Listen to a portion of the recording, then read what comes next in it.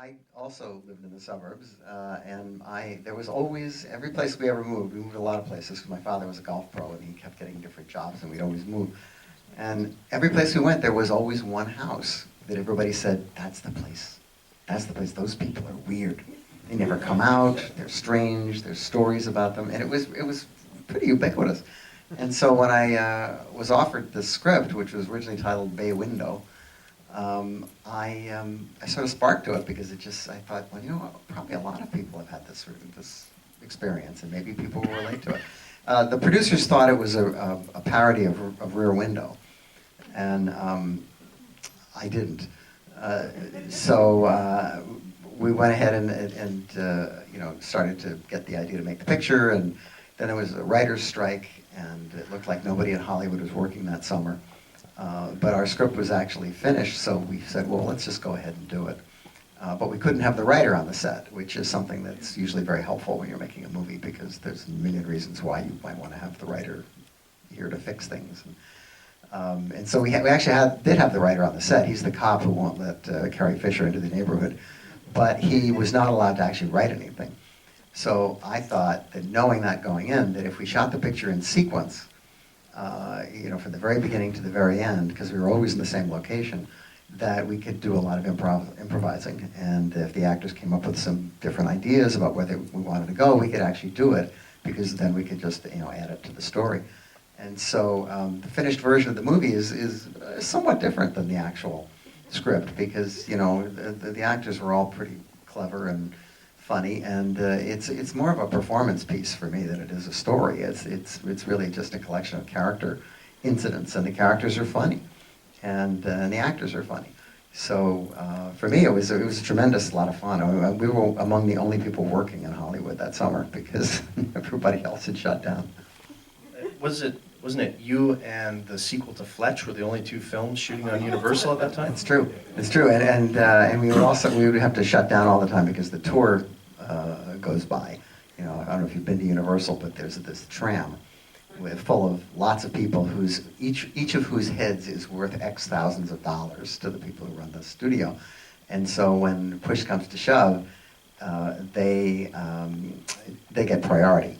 So when they're coming through your set and making noise, you have to just stop, because otherwise... In the old days, they didn't used to stop. In the Universal TV Leave It to Beaver Sheriff Lobo days, they would actually just continue, and the actors would continue to shoot the scenes, and they would loop everything later.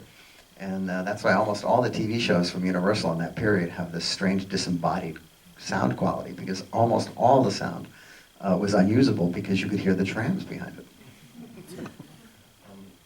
I got to spend some time with Courtney Gaines, who plays Hans Klopek, last weekend at a convention, and we chatted for a bit, and he loved working on the film, of course. And one of the most interesting things he told me that, to his knowledge, there were 3 different endings, 2 of which were shot.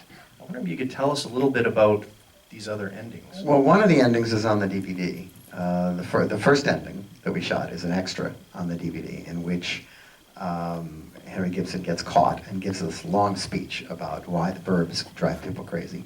And it was funny. But at the first preview, you could tell the audience was just sort of not buying that. And so we went out and wrote a whole bunch of different endings, several of which we shot.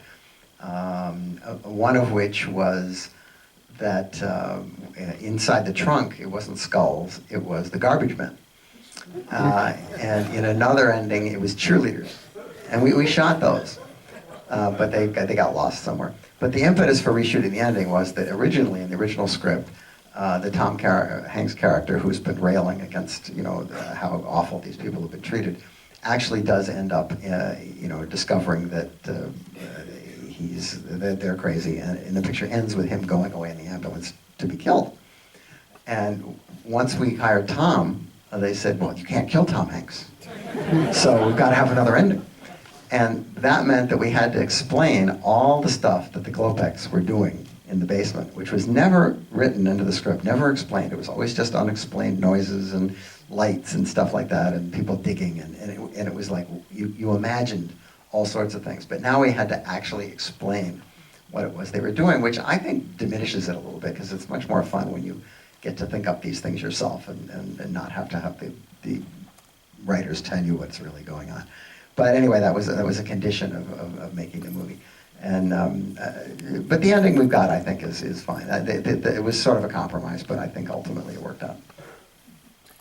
And we chatted a little bit about the ending when I was talking to Courtney, and he said he really wished they would have went with the ending where the neighbors were innocent, because he liked the idea, the theme of the film, that it's the xenophobia that develops in this, sort of microcosm of normalcy, where, you're just an average guy, Ray Peterson, living in the suburbs, but that is very sinister, and, you can sort of develop these unhealthy attitudes towards others. What ending did you Well, prefer? it would have been unsatisfying, I think, because the original concept was that to turn the tables to, yes, it looks like they're innocent, but then the surprise kicker is, oh no, they're not, and no one knows.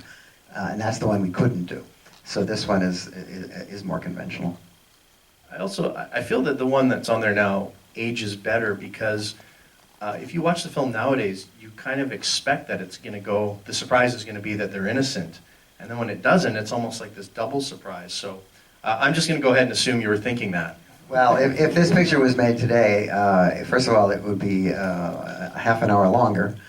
And the last half hour would be a meaningless battle between Tom and the Klopeks hanging on a girder from a helicopter over Universal City.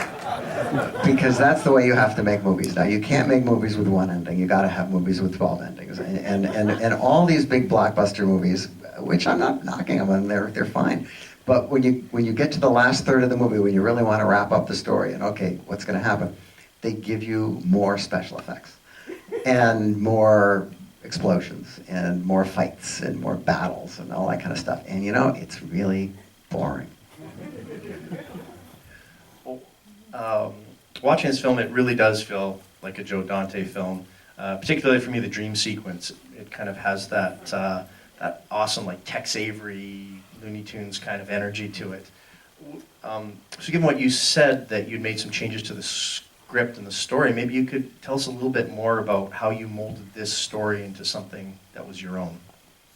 Well, I mean, when I get hired to make a movie, I can't make movies that I wouldn't go see, and so everything that I get, once it's handed to me, sort of goes through the filter, and what comes out the other end has been up to now more or less a Joe Dante movie, and I can't quite explain how that works, but there is a certain consistency to the movies. I mean, I'm a big cartoon fan, so the movies are often very cartoon-like, and I'm a big Mad Magazine fan, so they're very satirical. I like fantasy movies, and so there's always an element somewhere, whether it deserves to be in there or not, of fantasy, like this one has a dream sequence in it, which was actually, I'm not comparing it to the one in Spellbound, but it used to be longer, and I had some pretty cool things in it, but it really did sort of stop the story, so we had to take them out. In terms of the cast, I mean, you have an amazing cast in this film. Like Bruce Dern, Carrie Fisher, and of course Tom Hanks, who sort of blew up as this film was being made, because Big had come out, and that was... Actually, no, Big hadn't come out. He had made it, and I remember him leaving the set early one day to go to the premiere of Big, so it didn't actually open until while we were shooting, and it was a big career change for Tom. But more interestingly, Tom was reluctant to do the movie because it was the first movie in which he would play a dad. And I think, having been a leading man and been doing all these parts as the young hero, I think he was starting to sense that if he plays a father, it's a career change. And it means he's now going to be, playing family men, and he's not going to be able to make those hip comedies that he likes, and he can't do Splash anymore. And so he really had to convince him. And all during the pre-production, he would always say, do you have to have the kid? I mean, does he really have to? Does he have to have a kid? But he rolled along with it, and I think it's one of the better pictures he made around that period. Oh yeah, well, his speeches, his monologues, and his epic freakouts alone are amazing. And I remember seeing it as a kid, and I think it was the first time I had seen Carrie Fisher outside of Star Wars, and it kind of upset me a bit. I was like, she didn't have a big crawler on her head? It was just like, she's like my mom. That's not right. But I also heard another story from Courtney again, that she kind of gave you a makeover one day on set. She did. I was very unkempt. I wouldn't say to the Tim Burton level, but I was pretty unkempt. And Carrie took it upon herself to give me the makeover, and she took me to this very expensive hair cutter guy, and I got different clothes. And there's photos of me on the set of this movie that I look and I go, is that really me? I mean, because I just look completely different. But she was great, and I couldn't think of anybody to be better in that part, because she and Tom had this rapport that allowed them to ad-lib stuff that was just far beyond anything that was actually in the script, and not all of which made it into the movie, but a lot of it did. And all of that stuff of them watching game shows and stuff, I mean, that's just purely them, just goofing. And they got along great, and you could see the chemistry. I want to throw it open to the audience in a moment, but before we get there, just to make sure we cover this ground, because it's important. Why sardines and pretzels? Where does that come from? Well, sardines revolt me. I never liked sardines. And pretzels, I can take or leave. But sardines, I mean, give me a break. I mean, you actually eat the whole fish, the bones, the whole thing. Ugh.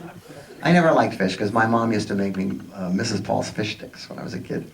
And I thought all fish tasted like that. So it wasn't until years later when I actually went to England and got some real fish that I thought, oh, this isn't even the same stuff.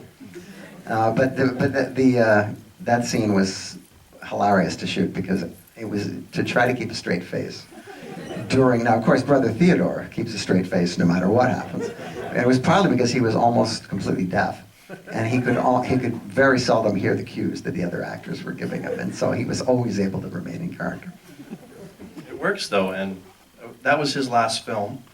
And he was a very interesting character. I don't know if anyone had caught him on Letterman back in the day. He was a regular guest on Letterman, but he was also a Holocaust survivor. Yeah, he had quite a grim past, which he turned into a sort of a performance art thing that he used to do in New York and occasionally on television. And it was very dark, macabre stuff. And but in real life, he was not like that at all. He was just a really sweet guy, and so happy to be on the movie. And we had a minder for him because he was, a little old. And the kid was, I think, like maybe 17 or 18. And he would just tell this kid all about his life and the things that had happened to him. And the kid would come out of the trailer all white and pale. And he just had never been exposed to that level of